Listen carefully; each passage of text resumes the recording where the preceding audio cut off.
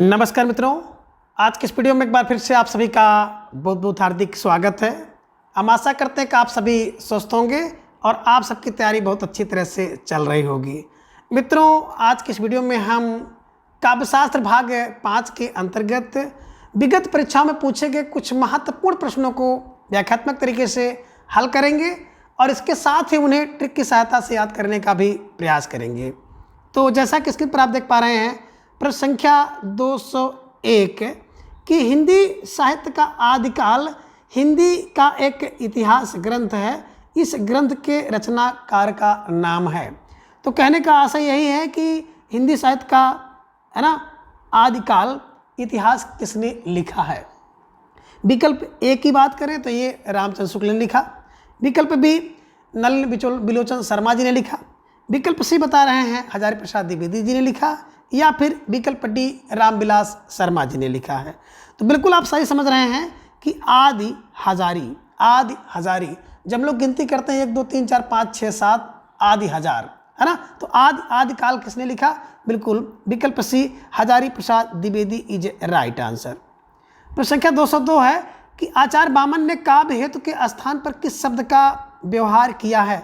इन्हीं की जो आचार्य वामन हैं उन्होंने काव्य हेतु के स्थान पर क्या कहा है, काव्य हेतु के स्थान पर कौन सा शब्द का प्रयोग किया है। विकल्प ए कह रहे तात्पर्य कहा, विकल्प बी लक्षणा कहा, या फिर विकल्प सी अभिधा कहा होगा, और विकल्प डी है काव्यांग। तो बिल्कुल सही समझ रहे हैं, आचार्य वामन जी ने काव्य हेतु को काव्य हेतु ना कह करके काव्यांग कहा है। तो प्रश्न संख्या 202 का विकल्प डी काव्यांग इज राइट आंसर। प्रश्न संख्या 203 है कि भारतीय रस सिद्धांत में साधारणीकरण का प्रयोग सर्वप्रथम किसने किया। इस प्रश्न की चर्चा हम लोग पूर्व में भी कर चुके हैं कि भारतीय रस सिद्धांत में साधारणीकरण का प्रयोग सर्वप्रथम किसने किया। अब विकल्प ये कह रहे हैं कि आचार्य विश्वनाथ ने, विकल्प बी कह रहे हैं कि आचार्य जगन्नाथ ने, विकल्प सी कह रहे हैं कि आचार्य भट्ट नायक ने, और विकल्प डी है आचार्य अभिनव गुप्त ने। तो बिल्कुल साधारणीकरण कौन कर सकता है? बोले सर नायक कर सकता है। तो नायक फॉर भट्ट नायक जो है साधारणीकरण का सबसे पहले जो है प्रयोग किए हम। तो प्रश्न संख्या 203 का विकल्प सी भट्ट नायक इज राइट आंसर। प्रश्न संख्या 204 है कि वाराणसी का बनारस रूप में विकास उदाहरण है। अब जो वाराणसी है, वाराणसी को बनारस कहना किसका उदाहरण है। विकल्प ए बता रहे हैं कि व्यंजन विपर्यय का, विकल्प बी व्यंजनागत का, विकल्प सी व्यंजन लोप का, और विकल्प डी है व्यंजन स्वर व्यंजनागम का, स्वर व्यंजन व्यंजनागम या स्वर व्यंजन आगमन का। ठीक है ना। तो बिल्कुल आप सही समझ रहे हैं कि वाराणसी को बनारस रूप देना कहीं न कहीं व्यंजन विपर्यय का, है ना, बिल्कुल व्यंजन विपर्यय का उदाहरण है। तो प्रश्न संख्या 204 का विकल्प ए व्यंजन विपर्यय इज राइट आंसर। प्रश्न संख्या 205 है कि रस सामग्री किस विकल्प में दी गई है, यानी कि रस से संबंधित जो सामग्री है, जो तत्व है, वो किस विकल्प के अंतर्गत आप देख पा रहे हैं। विकल्प ए की बात करें तो छंद है, अलंकार है, गुण है। तो छंद अलंकार गुण है तो काव्यशास्त्र से संबंधित होंगे। विकल्प बी है विभाव, अनुभाव, संचारी भाव, अस्थायी भाव। विकल्प सी अभिधा, लक्षणा, उत्प्रेक्षा और प्रतीक। विकल्प डी है बिंब, वृत्ति, रसाभाव, काव्य दोष। तो बिल्कुल सही समझ रहे हैं कि जो रस की सामग्री है, रस से संबंधित तत्व हैं, वो विकल्प बी में है विभाव, अनुभाव, संचारी भाव, अस्थायी भाव आदि रस से संबंधित सामग्री है। तो प्रश्न संख्या 205 का विकल्प बी इज राइट आंसर। प्रश्न संख्या 206 है कि काव्य गुणों के संबंध में जो कथन सही नहीं है उसे छांटिए। इनमें से कुछ कथन ऐसे हैं जो काव्य गुण के संबंध में सही नहीं है। विकल्प यह है कि काव्य गुण के आंतरिक सौंदर्य हैं, अलंकार बाह्य शोभा है। विकल्प ये बिल्कुल सही है। विकल्प बी कह रहे हैं कि गुण के उत्कर्षक और काव्य के शोभा कारक तत्व हैं, बिल्कुल सही है। विकल्प सी कह रहे हैं कि काव्य शास्त्र में काव्य गुण का विवेचन नहीं मिलता है, यही गलत है। और विकल्प डी बता रहे हैं कि माधुरी प्रसाद ओज ये सर्वमान्य काव्य गुण हैं। तो बिल्कुल आप देखेंगे विकल्प ए, बी और डी सही हैं, लेकिन विकल्प सी जो काव्य शास्त्र में काव्य गुण का विवेचन नहीं मिलता है, यह विकल्प गलत है। तो प्रश्न संख्या 206 का विकल्प सी इज राइट आंसर। प्रश्न संख्या 207 है कार्यालयी हिंदी की भाषा कैसी होनी चाहिए, यानी कि जो कार्यालय में भाषा का प्रयोग किया जाए तो किस प्रकार की भाषा का प्रयोग किया जाए। और कार्यालय का मतलब होता है सरकारी कामकाज की भाषा।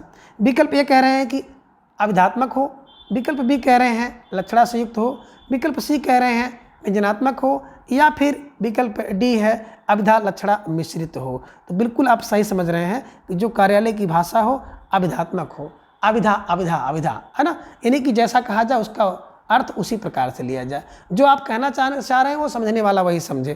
तो प्रश्न संख्या 207 का विकल्प ए अभिधात्मक इज राइट आंसर। प्रश्न संख्या 208 है कि सूच कथानक को प्रस्तुत करने वाले अर्थोपक्षेपकों की संख्या कितनी है। ये देखिए प्रश्न लगभग तीसरी बार रिपीट हो रहा है कि जो उपेक्षक कौन है। मैंने कहा था पक पक पक माने 5 है, 1 3 2 4 सी 5 और डी 6, तो पक 5 है 5 फार 5। ये 5 कौन है हमने बताया था, क्या बताया था कि विप्र चूका। कौन थे? विप्र चूका।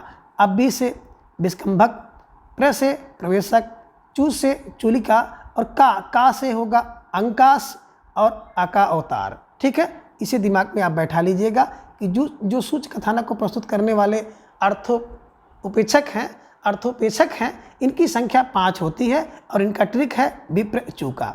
ठीक है ना। तो प्रश्न संख्या 208 का विकल्प सी 5 इज राइट आंसर। प्रश्न संख्या 209 है कि किंकिन नूपुर धुन सुनी कहत लखन सन राम हृदय गुण में कौन सा काव्य गुण है। कंकन किंकिन नूपुर धुन सुनी कहत लखन सन राम हृदय गुणी में कौन सा काव्य गुण है। विकल्प ए माधुरी, विकल्प बी प्रसाद, विकल्प सी ओज और विकल्प डी इनमें से कोई नहीं। तो बिल्कुल आप सही समझ रहे हैं, है ना, माधुरी गुण है, श्रृंगार रस है। तो प्रश्न संख्या 209 का विकल्प ए माधुरी गुण इज राइट आंसर। प्रश्न संख्या 210 है कि पांडव की प्रतिमा समलेखो अर्जुन भीम महामति देखो इनमें कौन सा दोष है। कि पांडव की प्रतिमा समलेखो अर्जुन भीम महामति देखो इनमें कौन सा काव्य दोष है। विकल्प ए कह रहे हैं कि शब्द दोष है, विकल्प बी कह रहे हैं दोष, विकल्प सी अर्थ दोष और विकल्प डी है कोई भी नहीं। तो देखिए इसमें अगर देखा जाए तो शब्द दोष है। ठीक है ना। तो विकल्प 200 प्रश्न संख्या 210 का विकल्प ए शब्द दोष इज राइट आंसर। ठीक है। प्रश्न संख्या 211 है कि सब को जानत तुम्हें सारा जगत जहान में काव्य का कौन सा दोष है। सब को जानत सारा जगत जहान, तो देखें यहाँ पे जगत और जहान दोनों का प्रयोग किया गया है, जबकि एक से ही काम या तो जगत या तो जहान से ही काम चल सकता था। ठीक है ना। इसलिए विकल्प ए पूर्वोक्त दोष है या फिर विकल्प बी अश्लीलता दोष है, विकल्प सी ग्रामत्व और विकल्प डी है श्रुत कटुत्व दोष है। तो देखिए जहान और जगत आ गया है तो पुनरुक्ति दोष है। तो प्रश्न संख्या 211 का विकल्प ए पुनरुक्त दोष इज राइट आंसर। प्रश्न संख्या 212 है कि व्यंजना शब्द शक्ति का संबंध किससे है। विकल्प ए कह रहे हैं मुख्यार्थ से, विकल्प बी कह रहे हैं वाच्यार्थ से, विकल्प सी कह रहे हैं लक्ष्यार्थ से या फिर विकल्प डी व्यंग्यार्थ से। तो देखिए व्यंजना की बात आ रही है तो विकल्प D Vyangyarth is right answer. ठीक है ना, इसे दिमाग में रख लीजिएगा। अभिधा का मुख्यार्थ से होता है, लक्षणा का लक्षार्थ से होता है और व्यंजना का व्यंग्यार्थ से होता है। इसे ध्यान में रख लीजिएगा। कोई भी प्रश्न किसी भी तरह से घुमा फिरा के प्रश्न परीक्षा में पूछा जा सकता है। प्रश्न संख्या 213 है कि जब सिंह तलवार लेकर उतरा तो गीदड़ भाग गए, इस वाक्य में कौन सी शब्द शक्ति है। अब देखिए यहाँ पे सिंह तलवार लेकर उतरा, अब यहाँ पे सिंह का मतलब होता है वीर, तो गीदड़ भाग गए, गीदड़ माने कायर हो गए। तो यहाँ पर क्या देखेंगे कि उपयुक्त में लक्षणा शक्ति का प्रयोग किया गया है ना। विकल्प ए अभिधा, विकल्प बी लक्षणा, विकल्प सी व्यंजना और विकल्प डी कोई नहीं। तो बिल्कुल आप समझ सकते हैं कि सिंह को, है ना, वीर और गीदड़ को कायर का बिल्कुल, है ना, लक्ष्य दिया है, लक्षणा दिया गया है। तो बिल्कुल B Lakshana is right answer. ठीक है ना। कौन सी शब्द शक्ति है बताए सर, लक्षणा शब्द शक्ति है। प्रश्न संख्या 214 है कि उत्पत्ति के आधार पर शब्द के कितने भेद होते हैं। थोड़ा सा यहाँ पर हम टाइम लेंगे। उत्पत्ति की बात यहाँ पे कर रहे हैं। विकल्प ए 3, विकल्प बी 4, विकल्प सी 5 और विकल्प डी है 7। तो बिल्कुल सही समझ रहे हैं। उत्पत्ति या स्रोत के आधार पर जो शब्द होते हैं वो 4 प्रकार के होते हैं। ठीक है ना। तो इसे ध्यान में आप रखिएगा कि उत्पत्ति या स्रोत के आधार पर जो शब्द के भेद हैं वो 4 भेद होते हैं, जिसमें तद्भव है, तत्सम है, देशज है और विदेशज है। इसे ध्यान में रखिएगा, विकल्प बी। अब देखिए अगर बात करें कि रचना के आधार पर, रचना या बनावट के आधार पर, तो 3 प्रकार के होते हैं, रूढ़, यौगिक और योग रूढ़। ठीक है ना। अब अगर बात करें अर्थ के आधार पर तो एकार्थी, अनेकार्थी, है ना, विपरीतार्थी और समानार्थी। तो 4 यहाँ पर मिलेंगे। और अगर व्याकरणिक आधार पर देखा जाए तो व्याकरणिक आधार पर जो शब्द होते हैं उसके 8 भेद होते हैं। संज्ञा, सर्वनाम, विशेषण, क्रिया, क्रिया विशेषण, अव्यय, है ना, समुच्चय और विस्मयाद बोधक।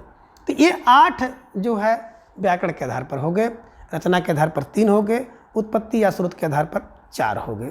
तो ये सबको आप दिमाग में रखिएगा, यहाँ से प्रश्न परीक्षा में पूछे जाते हैं। और ये प्रश्न देखिए नवोदय पीजीटी 2014 में पूछा गया है। प्रश्न संख्या 215 कि भारतीय नाट्यशास्त्र के दृश्य नाटक का उद्देश्य है ना। अब विकल्प ये कह रहे हैं कि व्यक्तित्व का परिशोधन करना, विकल्प बी चरित्रण, विकल्प सी दृश्यों का प्रस्तुतिकरण, या विकल्प डी है रसास्वादन करना। तो बिल्कुल भारतीय नाट्यशास्त्र के दृश्य जो नाटक का उद्देश्य होता है वो रसास्वादन होता है। तो प्रश्न संख्या 215 का विकल्प डी रसास्वादन इज राइट आंसर। प्रश्न संख्या 216 है कि संगत युग्म का चयन कीजिए, कौन सा इसमें संगत है, सही है, उस युग्म को आपको चयन करना है। विकल्प ये कह रहे हैं काव्य प्रकाश आनंदवर्धन का, ना भाई काव्य प्रकाश तो मनमठ का है। विकल्प बी कह रहे हैं काव्यादर्श भामा का, ना भाई भामा काव्यादर्श दंडी का है। विकल्प सी कह रहे हैं अलंकार सूत्र वृत्ति, है ना, बामन का है, बिल्कुल सही है, इसे ध्यान में रखिएगा। और काव्य अलंकार दंडी का नहीं है बल्कि भामा का है। तो कह रहे हैं कि इसमें संगत युग्म या सही युग्म कौन है, विकल्प सी काव्य अलंकार सूत्र इज राइट आंसर। अब इसको आप देख लीजिए व्याख्या में क्या कह सकते हैं। काव्य प्रकाश मम्मट, काव्य पर मम्मट प्रकाश डालते हैं, काव्यादर्श दंडी का है, काव्य अलंकार सूत्र बामन का, अलंकार है ना, काव्य अलंकार भामा का है, इसे भी ध्यान में आप रख लीजिएगा। प्रश्न संख्या 217 की करुण को ही एकमात्र रस किसने माना है। विकल्प ए भोज ने, विकल्प बी भामा ने, विकल्प सी भरतमुनि और विकल्प डी है भावभूत ने। तो बिल्कुल आप सही समझ रहे हैं, विकल्प डी भावभूत इज राइट आंसर। भावभूत ने क्या कहा है कि करुण को एकमात्र रस माना है, करुण ही एकमात्र रस है, ठीक है ना। इनकी रचना है मालती माधव महावीर चरितम और उत्तरराम चरितम, इसे भी ध्यान रखिएगा। और इसी उत्तरराम चरितम इन्होंने कहा है एको रस करुणयो भेदाद, ठीक है। प्रश्न संख्या 218 है कि अधोलिखित पंक्तियों में शब्द शक्ति है, यानी कौन सी शब्द शक्ति है। आए जोग सिखावन पाड़े, परमारथी पुराण निलादे, ज्यों बंजारे ठाढ़े। अब कह रहे हैं कि इसमें कौन सी शब्द शक्ति है। विकल्प ए व्यंजना, विकल्प बी अभिधा, विकल्प सी तात्पर्य और विकल्प डी है लक्षणा। तो देखिए विकल्प ए कह रहे हैं कि इसमें व्यंजना शक्ति है, इसे ध्यान में रखिएगा। तो प्रश्न संख्या 218 का विकल्प ए व्यंजना इज राइट आंसर। प्रश्न संख्या 219 है कि इनमें से कौन सा आचार अलंकार संप्रदाय में सम्मिलित नहीं है। एक आचार ऐसे हैं जो कि अलंकार संप्रदाय में नहीं आते हैं। विकल्प ए विश्वनाथ, विकल्प बी दंडी, विकल्प सी भामा और विकल्प डी है उद्भट। तो देखिए बात करें विश्वनाथ जी की, तो विश्वनाथ प्रसाद जो है ना, अलंकार संप्रदाय में सम्मिलित नहीं है बल्कि ये रसवादी अलंकार है, इसे ध्यान में रख लीजिएगा। तो प्रश्न संख्या 219 का विकल्प ए विश्वनाथ इज राइट आंसर। प्रश्न संख्या 220 है कि काव्य दोषों की सर्वप्रथम वैज्ञानिक व्याख्या प्रस्तुत करने वाला ग्रंथ है, ठीक है ना। विकल्प ए नाट्यशास्त्र, विकल्प बी काव्य अलंकार, विकल्प सी है साहित्य सर्वस्व और विकल्प डी है काव्य अलंकार सूत्र वृत्ति। तो बिल्कुल सही समझ रहे हैं, काव्य दोष की सबसे पहले वैज्ञानिक की व्याख्या करने वाला जो ग्रंथ है वो काव्य अलंकार इज राइट आंसर। और काव्य अलंकार किसका है, भामा का है। भामा का जन्म कब हुआ था, बिल्कुल 6वीं शताब्दी में हुआ, इसे भी आप ध्यान में रखिएगा, ठीक है। प्रश्न संख्या 221 है कि हेतु संबंधी प्रस्तुत पंक्तियों के रचयिता हैं, है ना। एक पंक्ति दी गई है काव्य हेतु से संबंधित कि शक्ति निपुणता लोकशास्त्र काव्य विक्षणात् काव्य शिक्षाभ्यास इति हेतु उद्भवे, है ना। ये पंक्ति किसकी है। विकल्प ए की बात करें तो कह रहे हैं कुंतक की होगी, विकल्प बी आनंदवर्धन की, विकल्प सी मम्मट या विकल्प डी विश्वनाथ की। तो देखिए शक्ति निपुणता लोक में किसके पास है, मम। हर व्यक्ति कहता है मेरे पास शक्ति है और मेरे पास निपुणता है। तो शक्ति निपुणता किसके पास, बोले मम माने मेरे पास। शक्ति निपुणता किसके पास, बोले मम। बस दिमाग में रख लीजिएगा कि जहाँ पे देखिएगा शक्ति और निपुणता वहाँ पे तुरंत लगाइएगा मम फॉर मम्मट जी की, है ना। ये पंक्तियाँ हैं। तो प्रश्न संख्या 221 का विकल्प सी मम्मट इज राइट आंसर। प्रश्न संख्या 222 है कि अधोलिखित आचार्यों का उनके कालक्रम अनुसार आरोही क्रम में लिखिए, है ना। इनका क्रम क्या है। सॉरी, विकल्प ए दंडी बामन मम्मट विश्वनाथ और जगन्नाथ। विकल्प बी बता रहे हैं कि दंडी मम्मट बामन जगन्नाथ विश्वनाथ। विकल्प सी बामन दंडी मम्मट विश्वनाथ जगन्नाथ। विकल्प डी दंडी मम्मट बामन विश्वनाथ और जगन्नाथ। तो देखिए सबसे पहले आप ए पे आए, दंडी 7वीं शताब्दी में, वामन 8वीं शताब्दी में, मम्मट 11वीं में, विश्वनाथ 14वीं शताब्दी में और जगन्नाथ 17वीं शताब्दी में। तो 7, 8, 11, 14, 17 बिल्कुल इनका ही क्रम है। तो प्रश्न संख्या 222 का विकल्प ए इज राइट आंसर। ठीक है। प्रश्न संख्या 223 है कि निम्नलिखित में कौन संचारी भाव नहीं है। इनमें से कह रहे हैं कि एक संचारी भाव नहीं है। विकल्प ए स्वरभंग, विकल्प बी अवहित्या, विकल्प सी उन्माद और विकल्प डी है व्याधि। तो देखिए अवहित्या, उन्माद और व्याधि तो बिल्कुल संचारी भाव है, लेकिन स्वरभंग जो है संचारी भाव नहीं है, बल्कि ये सात्विक भाव के अंतर्गत आता है। सात्विक भाव की संख्या 8 है और हमने आपको ट्रिक से बताया है कि ट्रिपल यस को रोक लो, नहीं तो वैवर्ण अश्रु प्रलय होगा। अब ट्रिपल यस की जहाँ बात आ जाती है तो 3 यस हैं, स्तंभ, स्वेद और स्वरभंग। रोक, रोमांच और का से कम, नहीं तो क्या होगा, वैवर्ण अश्रु प्रलय होगा। तो वैवर्ण अश्रु प्रलय इसको जो किएगा, ट्रिपल यस और फिर रोक, 3 यस वाले हैं, सा वाले हैं, स्तंभ, श्वेत और स्वरभंग, तो 3 यस हो गए। रोक, रो से हो गया रोमांच, का से हो गया कंप, तो हो गया 5। वैवर्ण अश्रु प्रलय होगा, वैवर्ण लीजिए, अश्रु प्रलय लीजिए, 5 3 8 हो जाता है। ऐसे दिमाग में बैठा लीजिएगा कि ट्रिपल यस को रोक लो, नहीं तो वैवर्ण अश्रु प्रलय होगा। ठीक है, जैसे बैठाने का प्रयास करिएगा। मैं तो इसी क्रम में इसको याद किया हूँ। संख्या 224 है कि 10 रूपक किस प्रकार का ग्रंथ है। विकल्प ए भाषा विज्ञान संबंधी, विकल्प बी इतिहास संबंधी, विकल्प सी नाट्य संबंधी या फिर विकल्प डी काव्य संबंधी। तो बिल्कुल सही समझ रहे हैं। 10 रूपक किसका है, धनंजय का है। धनंजय का जन्म 10वीं शताब्दी में हुआ है, तो बिल्कुल ये नाट्य संबंधी ग्रंथ है। तो प्रश्न संख्या 224 का विकल्प सी नाट्य संबंधी इज राइट आंसर। प्रश्न संख्या 225 से निम्नलिखित में दंडीकृत कौन सा ग्रंथ है, यानी कि इसमें से कौन सा ग्रंथ दंडी जी का है। विकल्प ए काव्य अलंकार, विकल्प बी साहित्य दर्पण, विकल्प सी काव्यदर्श और विकल्प डी है काव्य प्रकाश। तो बिल्कुल सही समझ रहे हैं कि जो दंडी का ग्रंथ है वो काव्यादर्श है और दूसरा 10 कुमार चरितम इनके द्वारा लिखा गया है, ये ध्यान में रखिएगा। काव्य अलंकार भामा और उद्दंड का है, साहित्य दर्पण की बात करें विश्वनाथ का है, काव्य प्रकाश मम्मट का है। तो इसे भी आप लगे हाथ देख लीजिए। प्रश्न संख्या 226 है निम्नलिखित में से काव्य दोष का कह रहे हैं कि निम्नलिखित में से काव्य दोष कौन सा नहीं है। इनमें एक काव्य दोष नहीं है। विकल्प ए श्रुत कटुत्व काव्य दोष होता है, बी व्युत संस्कृत बिल्कुल होता है, यानी कि च्युत संस्कृत संस्कृत है होता है, सी कृष्णत्व और डी है घनत्व। घनत्व कोई काव्य दोष नहीं है। तो प्रश्न संख्या 226 का विकल्प डी घनत्व इज राइट आंसर। प्रश्न संख्या 227 है कि निम्नलिखित आचार्यों को उनके ग्रंथ के साथ सुमिलित कीजिए, यानी कि जो आचार्य एक तरफ हैं दूसरी तरफ उनके ग्रंथ हैं। और ये तो बिल्कुल आपको जितने भी ग्रंथ हैं, जितने भी आचार्य हैं, तो आचार्यों का जन्म समय और उनका ग्रंथ आपको बिल्कुल याद होना चाहिए। ठीक है ना। चलिए, अभिनव गुप्त का बिल्कुल आपके दिमाग में होना चाहिए। अभिनव गुप्त है ना, क्या किया इन्होंने, ध्वन्यालोक लोचन है ना, यानी कि ध्वन्यालोक की टीका लिखी है। राजशेखर की बात करें तो काव्य का मीमांसा और कपूर मंजरी इनकी रचना है। बाल रामायण, बाल महाभारत भी इन्होंने लिखा है। महिम भट्ट का व्यक्ति विवेक है ना, व्यक्ति विवेक। भोजराज सरस्वती में कंठ भरते हैं और श्रृंगार करते हैं। तो सरस्वती कंठाभरण और श्रृंगार है ना प्रकाश, इनकी 2 रचनाएं हैं। तो बिल्कुल आपने देख लिया, इस प्रकार से मिला है 1 का 2 विकल्प सी में है। तो प्रश्न संख्या 227 का विकल्प सी इज राइट आंसर। ठीक है, इसकी व्याख्या भी आप चाहिए तो देख लीजिए, फिलहाल हमने इसकी व्याख्या कर भी दी है ना। तो देखिए अभिनव गुप्त का है ना क्या देखा, ध्वन्यालोक लोचन, राजशेखर काव्य मीमांसा, महिम भट्ट का व्यक्ति विवेक, भोजराज का सरस्वती कंठाभरण और मम्मट का काव्य प्रकाश। तो इसे ध्यान में आप रखिएगा। प्रश्न संख्या 228 है कि मुख्यार्थे हाथी दोष है। मुख्यार्थ का हाथी ही दोष है। यह काव्य दोष का लक्षण किस आचार का है कि मुख्य अर्थ का हाथी ही दोष होता है।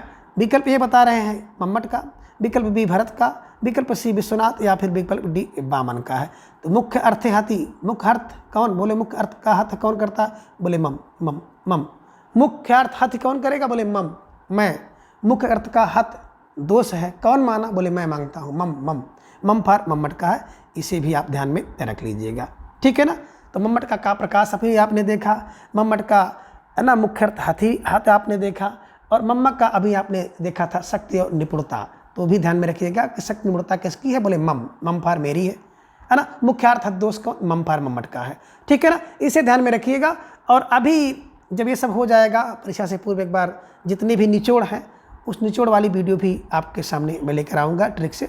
बिल्कुल अगर आप जुड़ गए हैं तो निश्चित रूप से आपको निराश नहीं होना है। जितना मुझसे होगा मैं आप सबके लिए करने का भरपूर प्रयास करूँगा और करता रहूँगा, इसमें कहने की कोई बात नहीं है। आप जा कर के देख सकते हैं कि 700 समथिंग वीडियो मेरे द्वारा अब तक अपलोड किया गया है, जो कि ये मात्र 3 से 4 महीने के अंदर मेरे द्वारा जो कुछ प्रयास किया गया है आप देख सकते हैं। और शायद ही यूट्यूब का कोई ऐसा चैनल नहीं होगा जो कि फ्री का हो और इतने कम समय में इतनी आपके लिए मटेरियल दे दिया हो। ठीक है ना। चलें बात करते हैं 229 का। तो काव्य शोभा या कर्तारो धर्म गुणा, काव्य गुण की उपयुक्त परिभाषा किस आचार्य ने दिया है। ठीक है ना। काव्य शोभा या कर्तारा कौन होता है, हमने 20 बार आपको बताया। काव्य शोभा या कर्तारा तो भैया वामन होता है। ठीक है ना। विकल्प पढ़ो या ना पढ़ो, वामन है ना। तो विकल्प ये देखिए आचार्य भामा, विकल्प बी जगन्नाथ, विकल्प सी वामन और विकल्प डी आनंदवर्धन। तो बिल्कुल सही आपने समझा है कि विकल्प पढ़ने की आवश्यकता नहीं है, वामन का है। तो प्रश्न संख्या 229 का विकल्प सी वामन इज राइट आंसर। प्रश्न संख्या 230 है कि निम्नलिखित में कौन सी ओज गुण से संपन्न रचना की परिभाषा भरत मुनि ने दी है। यानी कि ओज गुण की परिभाषा किसने कौन सी है, किसके अनुसार बता रहे हैं कि बिल्कुल है ना। देखिएगा रचना बता रहे हैं कि ओज गुण है ना, निम्नलिखित में से कौन सी ओज गुण से संपन्न रचना की परिभाषा भरत मुनि ने दी। विकल्प ये है ना, समास की अधिकता ओज कहलाती है। विकल्प बी समासबद्ध पदों से युक्त विविध एवं विचित्र उदार गुणों से संपन्न रचना। विकल्प सी अलंकार और गुण एक दूसरे के सादृश्य हैं। विकल्प सी डी है कि बिल्कुल आप देख पा रहे हैं कि जिनमें कहा गया है कि लोक सीमा के अंतर्गत एक वस्तु का बिंब जब पूर्ण रूप से स्थापित हो जाता है तो उसे क्या कहते हैं। बिल्कुल आप सही समझ रहे हैं है ना।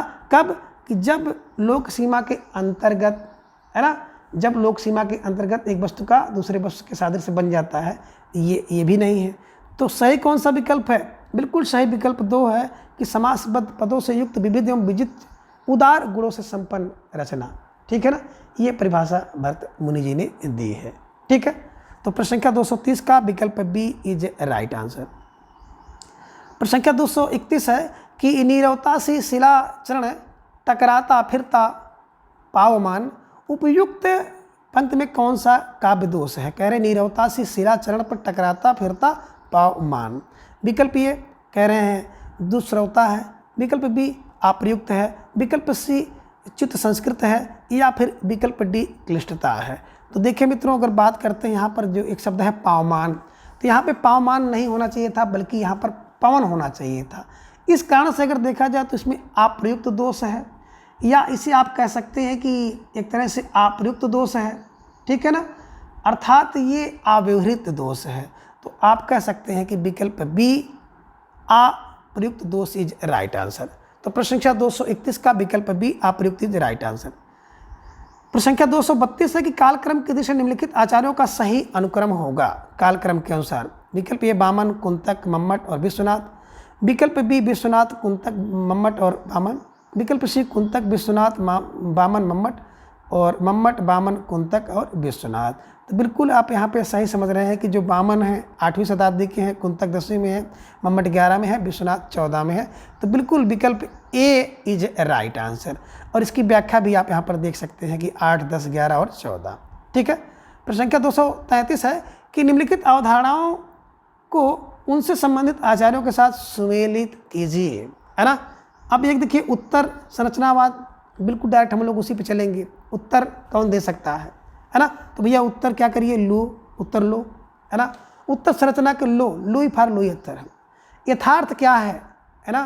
तो भैया यथार्थ की बात अगर करते हैं तो यथार्थ हर व्यक्ति क्या करता है, अपना look look look look for लुकाच, ऐसे दिमाग में रखिएगा। यथार्थ क्या है, लुकाच। हर व्यक्ति अपना यथार्थ लुकाता है, छुपाता है। स्वच्छंद कौन है, बोले स्वच्छंद तो सन है, रॉबर्ट सन, है ना। इसे ध्यान में रखिएगा, रॉबर्ट ब्रह्मस है। और उत्तराधुनिक आधुनिक जेमसन, सन आधुनिक है। बस ये मिलाने का प्रयास कर लीजिएगा, आसानी से बैठ जाएगा। उत्तर की बात करते हैं तो उत्तर बिल्कुल लुइए, उत्तर लीजिए।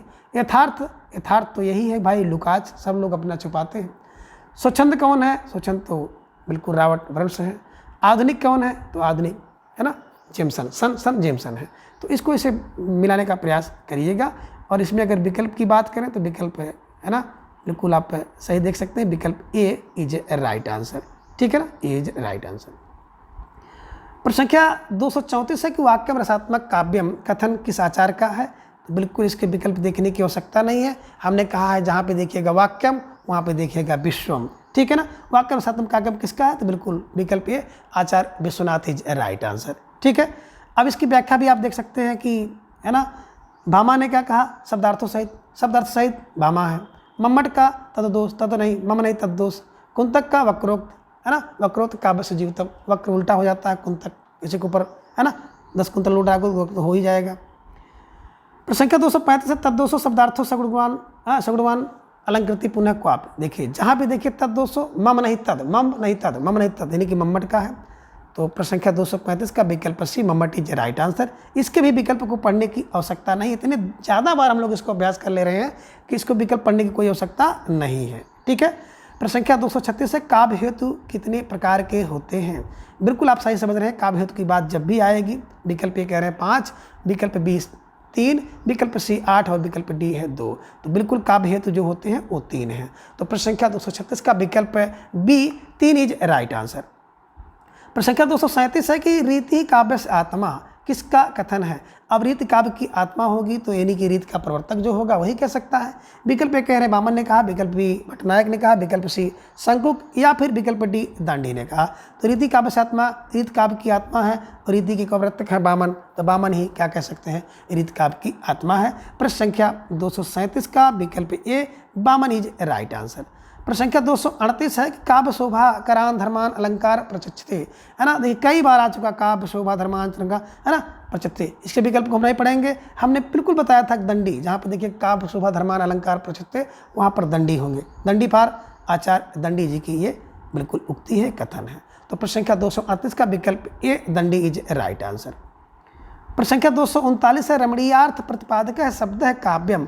अब रमणी की बात जहाँ पे आ जाएगी, हमने बताया था कि रमणी कौन है, बोले जगन्नाथ, बिल्कुल जगन्नाथ। रमणीय स्थान कौन है, जगन्नाथ, जगन्नाथ जाइए। तो इसी क्लू से हमने आपको बताया था और ऐसे आप दिमाग में बैठा लीजिएगा कि रमणी की जहाँ बात आ जाएगी पंडित जगन्नाथ इज राइट आंसर, ठीक है, इसे ध्यान में रखिएगा। तो प्रसंख्या 239 का विकल्प भी पंडित जगन्नाथ इज राइट आंसर।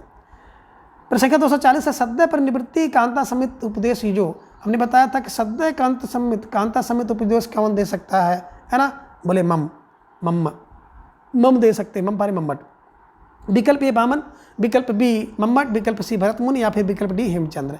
तो कांता संधि उपदेश भैया मम फार मम्मट। तो विकल्प बी इज राइट आंसर।